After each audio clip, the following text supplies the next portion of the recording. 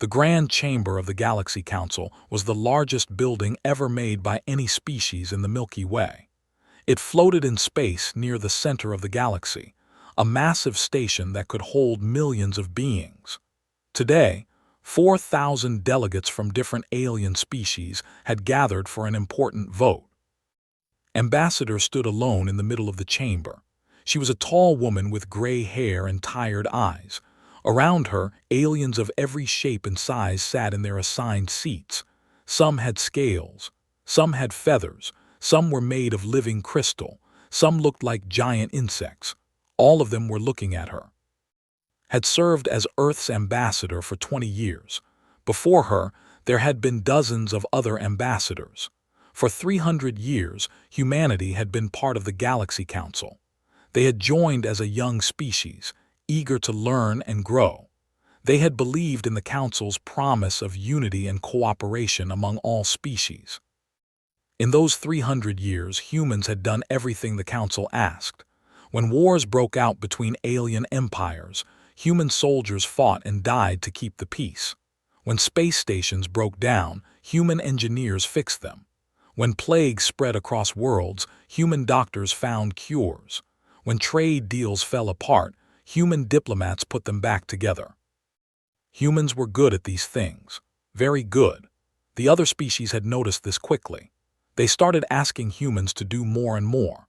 Soon, humans were running half the important systems in the galaxy. They maintained the communication networks that let species talk to each other across thousands of light years. They managed the great libraries that held the knowledge of 10,000 civilizations.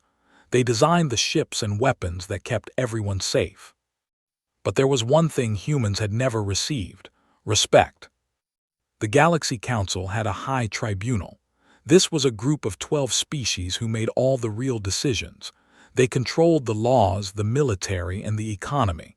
Every other species had to follow their rules. Humans had asked to join the High Tribunal 46 times. 46 times they had been told no. The reasons were always the same. Humans were too young. They had only been traveling in space for 500 years. Most council species had been doing it for thousands. Humans were too aggressive. They fought too much among themselves. They were too unpredictable. You never knew what a human might do. Today was the 47th vote. High Arbiter Allen stood at the highest point in the chamber. He was the leader of the council, a position he had held for 600 years. His species looked like giant insects with hard shells and many legs. His compound eyes could see in every direction at once. His voice clicked and buzzed when he spoke, but the translators made his words clear to everyone. "The vote is complete," Allen announced. "The petition for humanity to join the High Tribunal has been. The count was 3,800 against, 200 in favor." Felt nothing. She had expected this result. Everyone had expected it. The vote was just a formality, a ritual that humans went through every few years. The answer was always no. It would always be no. But something was different this time. Before she came to the council, had received a message from Earth. The coalition government had made a decision. They had given her new instructions. She took a deep breath and activated her translator. Her voice echoed through the vast chamber, reaching every ear and audio sensor in the room. "The United Earth Coalition thanks the Galaxy Council for its decision," she said. Her voice was calm and steady. "This vote has helped us understand our position very clearly." Some of the delegates shifted in their seats. This was not the usual response. Normally, the human ambassador would thank the council politely, express hope for a different result next time, and leave quietly. Was not leaving. For 300 years, humanity has served this council faithfully. We have given our labor, our knowledge, and our lives to support the galactic community. We did this because we believed in the council's mission. We believed that all species could work together as equals. She paused and looked around the chamber. Thousands of alien eyes looked back at her. "We no longer believe this." A murmur spread through the chamber. Delegates whispered to each other. Some laughed nervously. High Arbiter Allen's mandibles clicked with annoyance. Effective immediately, continued, the United Earth Coalition withdraws from the Galactic Compact. All treaties between Earth and Council species are cancelled. All trade agreements are ended. All mutual defense pacts are broken. The murmur became a roar. Delegates shouted in 100 different languages. Some stood up from their seats. Guards moved toward the edges of the chamber, unsure what to do. Raised her voice to be heard over the noise. All human citizens will leave Council space within 90 days. All human workers will stop their duties and return home. All human soldiers will withdraw from their posts. She lowered her voice, but somehow it still carried to every corner of the room. We are done. She turned and walked toward the exit. Behind her, the chamber exploded into chaos. High Arbiter Allen made a gesture with his front legs, calling for silence. It took several minutes for the noise to die down. When it finally did, he spoke in a tone that sounded like laughter. Let them go, he said. They are emotional creatures. They will calm down in a few months and realize their mistake. What can one species do alone? They need us for protection. They need us for trade. They need us for technology. Several delegates nodded in agreement. The ambassador, a being made of flowing silver liquid, spoke up. Should we send a diplomatic mission to Earth? Perhaps we can negotiate a resolution. No, Allen said firmly. We do not chase after those who leave. Humanity must learn its place. When their colonies start failing, when their economy collapses, when pirates attack their ships and they have no fleet to protect them, they will return. They will beg to rejoin the Council, and when they do, we will remind them of this day. The delegates seemed satisfied with this answer. The session continued with other business. Most of them had already forgotten about the human ambassador and her dramatic exit. But a few delegates remained quiet and worried. They were the ones who had worked closely with humans. They knew how many systems depended on human workers. They knew how many problems humans solved every day without anyone noticing. They knew that humans never made threats they could not keep. Ambassador of the collective was one of these worried delegates. His species had bioluminescent skin that changed color with their emotions. Right now, his skin was dark blue, the color of deep concern. He remembered something a human engineer had told him once many years ago. Humans don't get mad, the engineer had said. We get quiet. When a human starts shouting at you, you're fine. They still care enough to fight. It's when they stop shouting and start planning that you should worry. Ambassador had not shouted. She had not argued or pleaded or threatened. She had simply stated facts in a calm voice and walked away. Looked around at his fellow delegates, still talking and laughing about the foolish humans. They had no idea what was coming. On Earth, the coalition government was already putting its plans into action. For 50 years, they had been preparing for this day. They had built secret shipyards on hidden moons. They had developed new technologies in underground laboratories. They had trained their people for a future without the Council.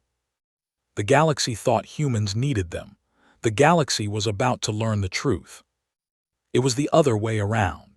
The first week after humanity's announcement was filled with laughter. Alien news networks made jokes about the foolish humans. Political commentators said Earth would come crawling back within a month. Merchants raised their prices for human goods, expecting to make huge profits when the humans returned with their tails between their legs. By the second week, the laughter stopped. It started with small things. A communication relay on the edge of the hegemony went offline. They sent technicians to fix it, but they could not figure out how. The relay had been designed and maintained by humans for 80 years. No one else knew how it worked. Within 3 days, 7 more relays failed. An entire sector of the hegemony lost contact with the rest of the galaxy. On the planet 4, the Great Archive held the knowledge of 10,000 civilizations. For a century, human librarians and technicians had managed this precious collection. When they left, they handed over the access codes and maintenance schedules to their alien replacements. But the new workers did not understand the systems. They made mistakes. Small mistakes at first, then bigger ones. A power fluctuation corrupted an entire wing of the archive.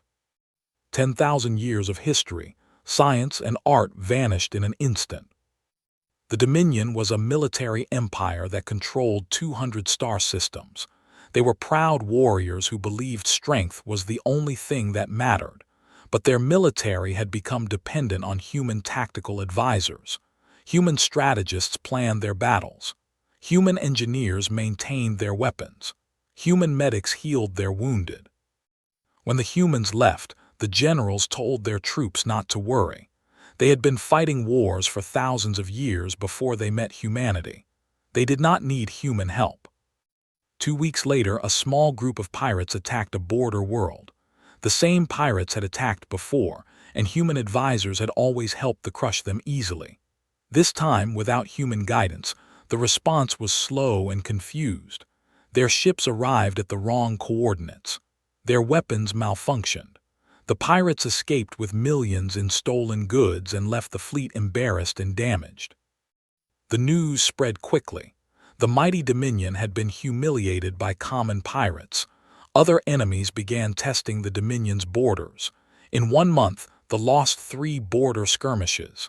They had not lost a battle in 200 years. Ambassador of the Collective watched all of this with growing horror. His species had relied on humans more than most. Biology was strange and complicated. Their doctors did not understand many diseases that affected them. For 2 centuries, human medical researchers had studied biology and developed treatments for their worst illnesses. Now those researchers were gone. Their laboratories were empty. Their research was stored in databases that scientists could not fully access or understand. Requested an emergency meeting with Earth's remaining representative. Most human ambassadors had already left Council space, but a few junior diplomats remained to oversee the final stages of the withdrawal. The human who met with was a young man named James. He was polite and professional, but there was no warmth in his eyes. He listened to speak for 30 minutes without interrupting. "Please," said, his bioluminescent skin flickering with distress. "This is madness. Your species has always been part of the galactic community. You cannot simply leave. We depend on each other." James smiled, but it was not a friendly smile. "With great respect, Ambassador, I think you have that backwards." "What do you mean?" The coalition government ran a detailed analysis before making this decision. We looked at 300 years of records. We counted every resource humanity gave to the Council and every resource we received in return. James pulled out a small device and projected numbers into the air between them. For 212 years, Earth has been a net contributor. We have given more than we received in every measurable category, every single year. Stared at the numbers. He wanted to argue, but the data was clear. "We provided soldiers for your wars," James continued. "We lost millions of lives defending species who voted against us in the Council. We gave you our best engineers, our best doctors, our best scientists. We maintained your stations, healed your sick, and solved your problems. And what did we get in return?" "Protection," said quickly. "The Council fleet protects all member species." "Does it?" James shook his head. "We checked those records too. In 300 years, the Council fleet never once defended a human colony from attack. Not once. Every attack on human settlements was stopped by human forces, using human ships funded by human taxes." He leaned forward. "Those same taxes also paid for your defense, Ambassador. Humans have been protecting you while also paying for you to be protected by others." Skin turned pale, the sign of shock. "I did not know this." "No one did. No one bothered to check. Humans were useful, so everyone assumed we were also being helped. We were not." James stood up. "We stayed because we believed in the Council. We believed that someday things would change, that we would be accepted as equals, that our contributions would be recognized." He walked to the window and looked out at the stars. "We were wrong. The Council will never see us as equals. We will always be the young species, the aggressive species, the useful tools that can be called upon whenever there is dirty work to do." He turned back to face. "So we decided to stop waiting for acceptance that will never come." "What will you do?" asked. "How will you survive alone?" James smiled again, and this time there was real amusement in it. "That is an interesting question, Ambassador. The Council has spent 300 years telling humans what we cannot do. You said we could not develop advanced technology without your guidance. You said we could not defend ourselves without your fleet. You said we could not survive without your trade networks." He pressed a button on his device. The projection changed to show ship designs, weapon systems, and technology that did not recognize. "For 50 years, we have been building things in secret, things that break your rules, things that your scientists said were impossible." James's voice dropped to almost a whisper. "You kept us limited because you were afraid of what we might become, but you could not watch us all the time. You could not control us completely. And now you are about to discover what humans can do when no one is holding us back." Stared at the projections. Some of the technology displayed was beyond anything the Council possessed. How had humans developed this in secret? How had no one noticed? "We are not angry," James said, his voice returning to normal. "We are not seeking revenge. We simply do not need you anymore, and honestly, you need us far more than you ever admitted." He gathered his things and walked toward the door. "In 3 weeks I will be the last human in Council space. After that, you will have to solve your own problems." He left without saying goodbye. Sat alone in the meeting room for a long time. His skin cycled through colors as different emotions washed over him. Fear, shame, regret. Finally, it settled on a deep, solid gray. The color of mourning. He mourned not just for his own species, which would soon face medical crises without human help. He mourned for the entire galaxy. They had been given a gift, a partner species that genuinely wanted to help and cooperate, and they had wasted it. They had used humanity like a tool and then discarded them when they asked for basic respect. Now the tool was walking away, and the galaxy was about to discover just how much they had depended on it. 1 year after the withdrawal, Earth went quiet. The last human ships had returned to the Sol system months ago. For a while, merchants and diplomats still tried to contact Earth. They sent messages asking for trade deals. They sent apologies and promises of better treatment. They sent threats and demands. Earth responded to none of them.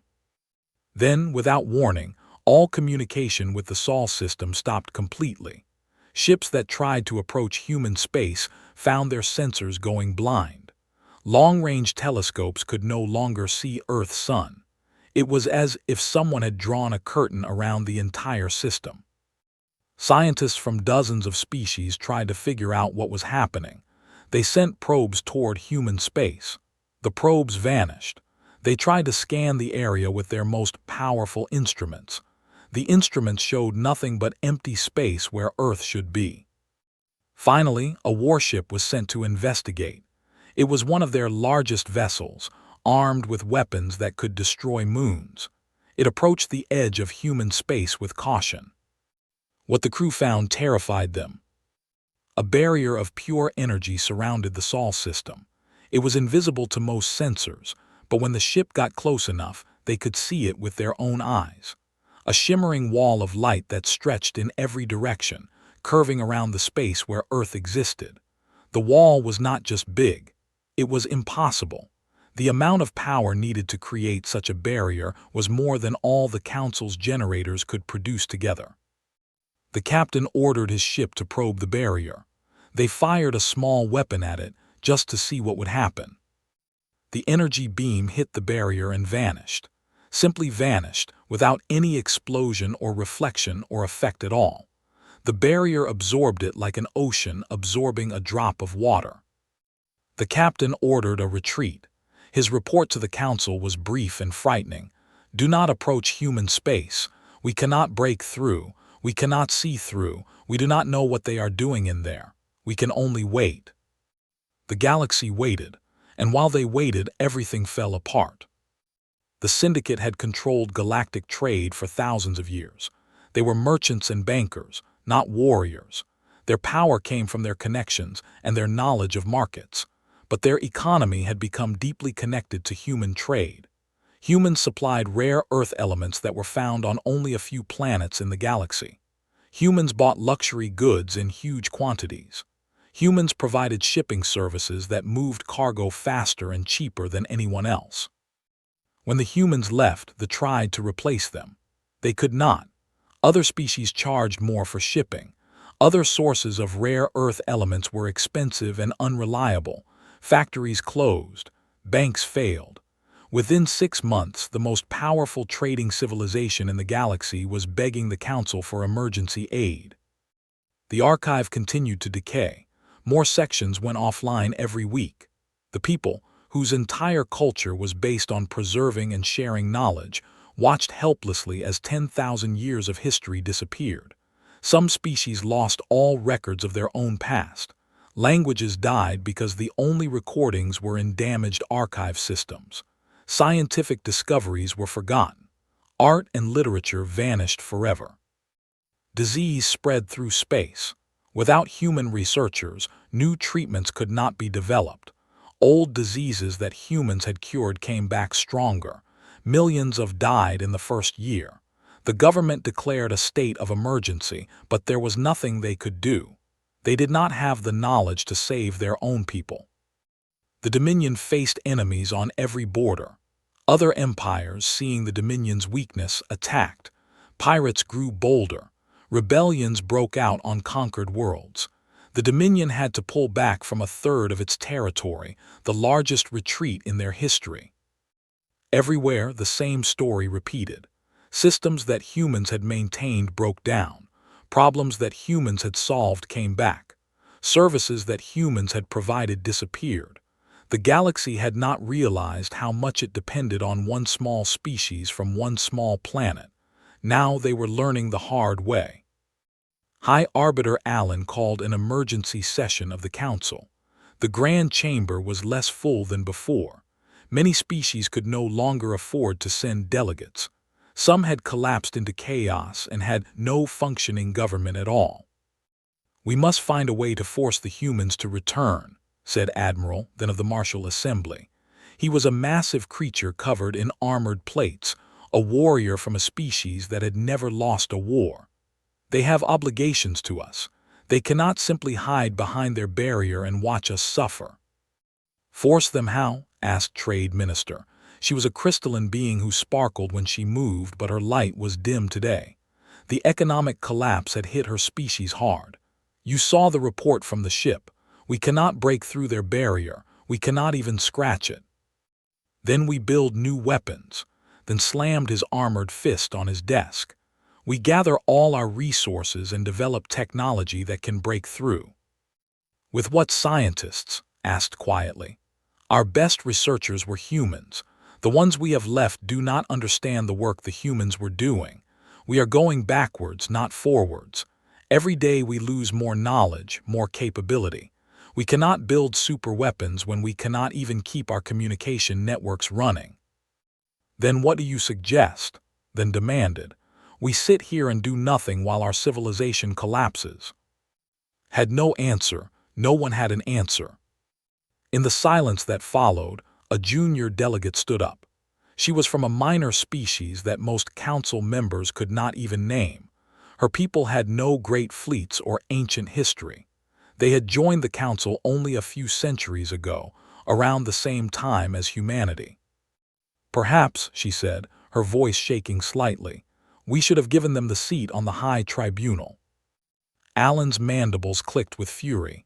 They were not ready. They were too young, too aggressive. They did not deserve. "They built everything," the junior delegate interrupted. It was a shocking breach of protocol to interrupt the High Arbiter, but she continued anyway. "They ran everything. They fixed everything. We called them young, but they did the work of a species 10 times their age. We called them aggressive, but they spent 300 years serving us peacefully. We called them unready for leadership, but they were leading already. We just refused to admit it." Other delegates murmured in agreement. It was a sound that would have been impossible a year ago. No one spoke against the High Arbiter, but a year of disaster had changed many minds. We did not lose a member species, the junior delegate continued. We drove away the best friends we ever had. We used them and dismissed them and laughed at them, and now they are gone, and we deserve everything that is happening to us. Alan wanted to respond with anger, but he looked around the chamber and saw the truth in the eyes of the delegates. They agreed with the junior delegate. They blamed the High Tribunal. They blamed him. For the first time in 6 centuries, Alan felt something he had almost forgotten. Fear. Not fear of an enemy, fear of the future, fear of a galaxy without the species that had quietly held everything together, fear that the damage was already too great to repair, fear that humanity was never coming back. Behind the barrier on the 3rd planet of a small yellow sun, 6 billion humans were hard at work. They were not hiding from the galaxy. They were not sulking or planning revenge. They were building. Building ships unlike anything the galaxy had ever seen. Building technologies that broke the laws of physics as the Council understood them. Building a future that did not include the species that had rejected them. The barrier would come down eventually. When it did, the galaxy would meet a very different humanity. A humanity that had stopped asking for permission. A humanity that had stopped waiting for acceptance. A humanity that had the need for the Council entirely. 5 years of silence. 5 years of chaos. 5 years of the galaxy slowly falling apart while Earth hid behind its impossible barrier. Then, without any warning, the barrier disappeared. It did not fade slowly or break into pieces. One moment it was there, a wall of energy that blocked all sight and sound from human space. The next moment it was gone, as if it had never existed. Sensor stations across the galaxy detected the change immediately. Alarms rang in military headquarters and government buildings on 1,000 worlds. Everyone held their breath, waiting to see what would emerge from human space. A single ship came out. But it was not like any ship the galaxy had seen before. Council ships were built for function. They were practical, efficient, sometimes ugly. This human vessel was different. It was beautiful in a way that made observers feel strange emotions they could not name. Its hull seemed to flow like liquid metal. Its engines burned with light that shifted through colors that should not exist. It was huge, larger than most space stations, but it moved through space with the grace of a small fighter. The ship did not ask for permission to enter Council space. It simply appeared at the edge of the same system where the Great Archive continued to crumble. It stopped there and broadcast a message on all frequencies. This is Captain Maria Santos of the United Earth Coalition vessel Prometheus. We are not here to rejoin your council. We are not here to negotiate or trade or make peace. We are here to inform you of a change in circumstances. Across the galaxy, billions of beings watched and listened. On the Council station, every screen showed the human ship. High Arbiter Alan stood frozen, his compound eyes fixed on the image of the vessel that made his greatest warships look like toys. Captain Santos continued speaking. Her voice was calm and clear, without anger or pride. For 5 years, humanity has been working on a project. We have made a breakthrough that changes everything. We have discovered how to travel between dimensions. We have found other universes, other realities, other places where life can exist and grow.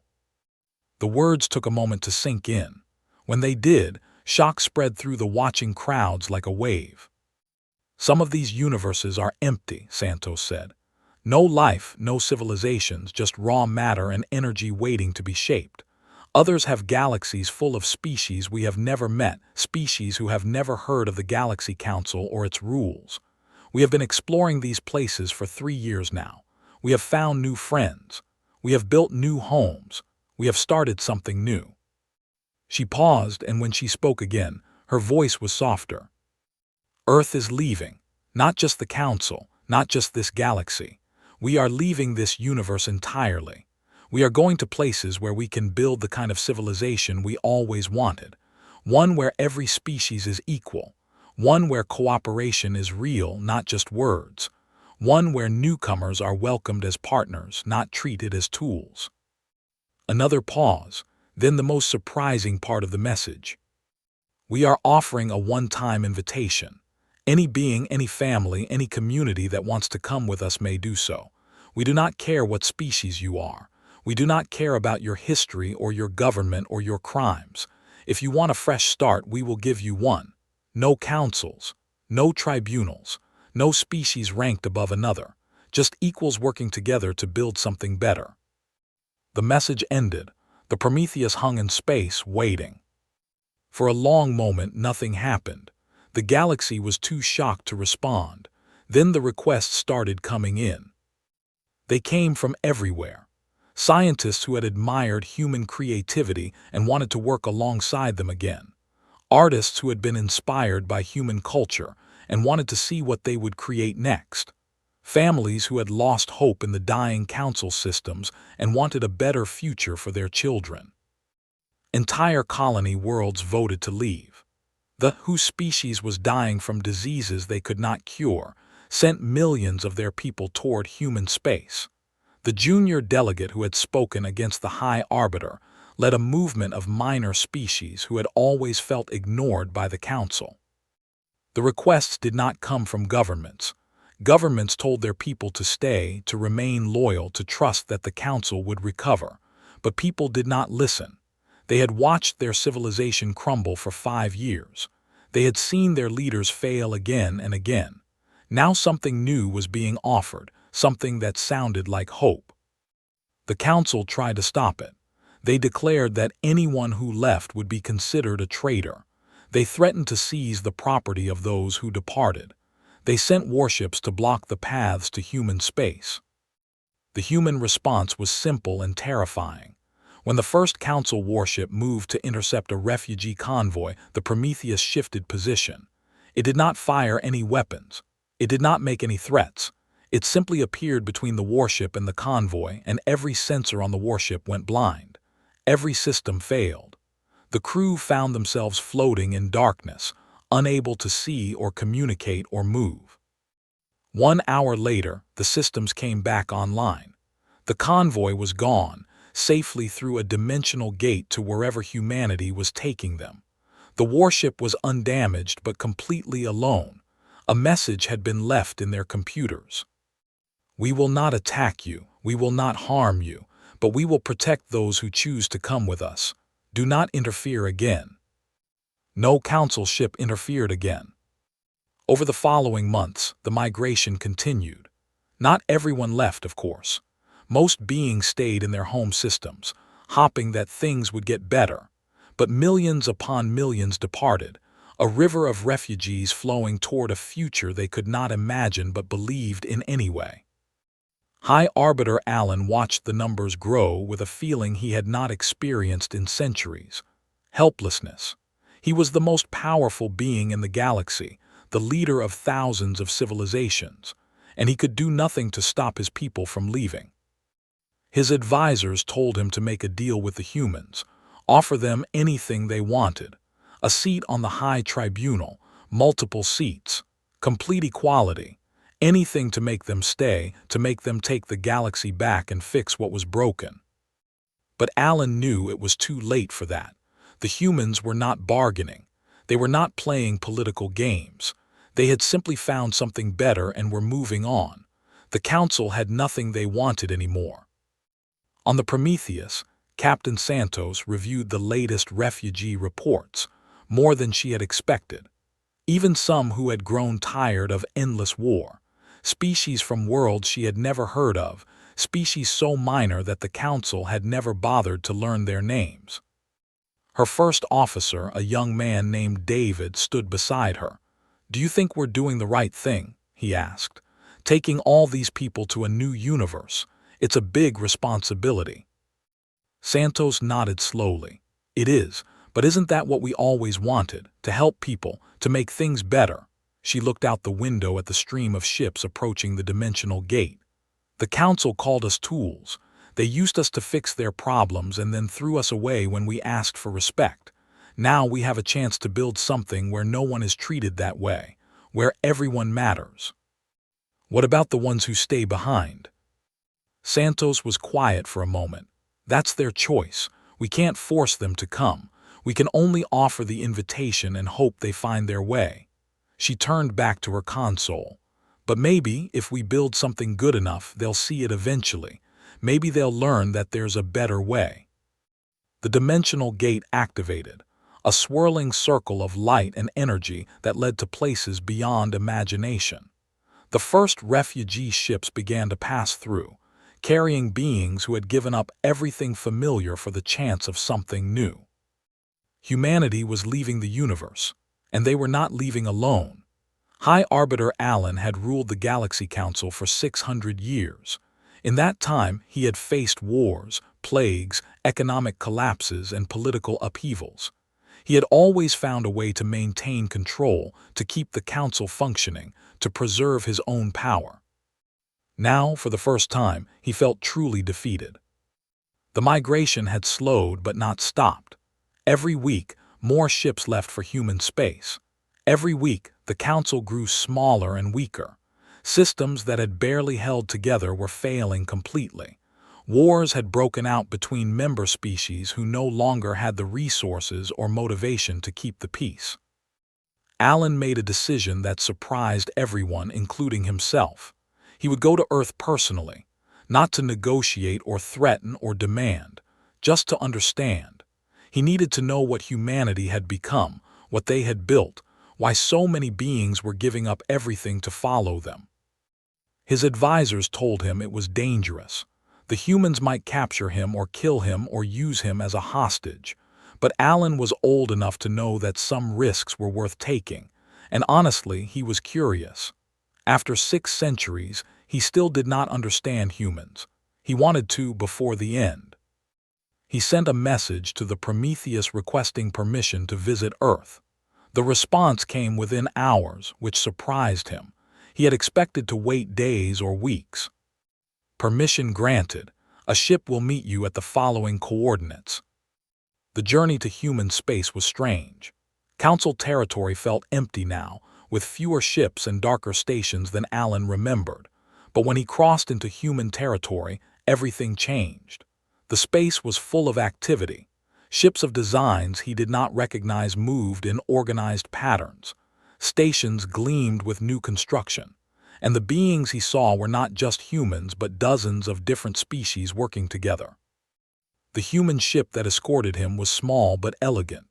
Its crew treated him with polite respect, not fear or hostility. They answered his questions honestly, showing him technology that made his compound eyes widen in amazement. Earth itself was more beautiful than he had imagined. The humans had cleaned their atmosphere and restored their oceans during the years behind the barrier.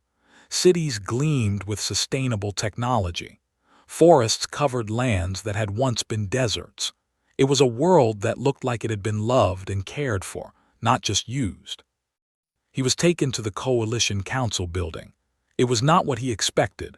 No grand chamber, no towering thrones, no symbols of power and authority, just a simple room with a round table where humans and aliens sat together as equals. Was there? She was older now, her hair completely white, but her eyes were still sharp and steady. She recognized Allen immediately. "High Arbiter," she said, "we were not sure you would actually come." Allen looked around the room. He saw humans and species he could not identify. They all watched him with curious but not unfriendly expressions. "I needed to see for myself," he said. His translator converted his clicking sounds into words they could understand. "I needed to understand." "Understand what?" "Everything." He spread his front legs in a gesture his species used to show openness. "Why you left, what you built, why so many followed you." He paused. "Why we failed." Nodded slowly. "Those are big questions. Do you want honest answers?" "I do." She gestured for him to sit. Someone brought him a drink suitable for his biology. The small kindness touched him in a way he had not expected. "You failed," said, "because you forgot what the council was supposed to be. It was founded to bring species together, to help them cooperate and grow. But somewhere along the way, it became about power, about keeping certain species on top and others on the bottom, about using the weak to serve the strong. Humans were not weak. No, but you treated us like we were. You took our labor, our knowledge, our lives, and gave us nothing in return but promises that were never kept." His voice was calm, without anger. "We tried to earn your respect by being useful. We thought if we worked hard enough, long enough, you would eventually see us as equals. But you never did. You just used us more." Alan wanted to argue, to defend himself and the council, but he could not. Everything she said was true. "We were tired," continued. "Tired of waiting, tired of hopping, tired of being told we were too young, too aggressive, too different. So we decided to stop waiting, to build our own future instead of begging for a place in yours. And this is what you built." Alan looked around the room again. "A new council." "No," shook her head firmly. "Not a council, something different. We do not rank species. We do not have tribunals that decide who deserves power and who does not. We just have people working together to solve problems and build good lives." "That sounds impossible. How do you make decisions? How do you resolve conflicts?" A delegate spoke up.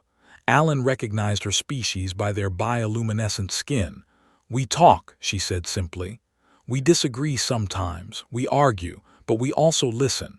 And when we make decisions, everyone has a voice, not just the powerful." "But that is so slow, so inefficient." "Sometimes," they admitted, "but it is also fair. And because it is fair, people trust it. They work harder to make it succeed because they believe in it." She smiled softly. "My species was dying when we came here. Human doctors worked day and night to help us. Not because we could pay them or because we had something they wanted, because they cared. That kind of caring cannot exist in a system built on power and hierarchy. It only exists between equals." Alan sat in silence for a long time. His mind turned over everything he had seen and heard. It was so different from everything he had known for 6 centuries, and yet it seemed to work. The beings in this room seemed happy in a way that council delegates never were. Finally he spoke. "May I make a request?" "You may ask," said. "Take me with you. When you leave for the new universe, take me with you." His voice was quieter than he had ever heard it. "Not as a leader, not as an arbiter. I am too old and too proud to be either of those things anymore." He lowered his great head. "Take me as a student. I wish to learn what I failed to see for 600 years.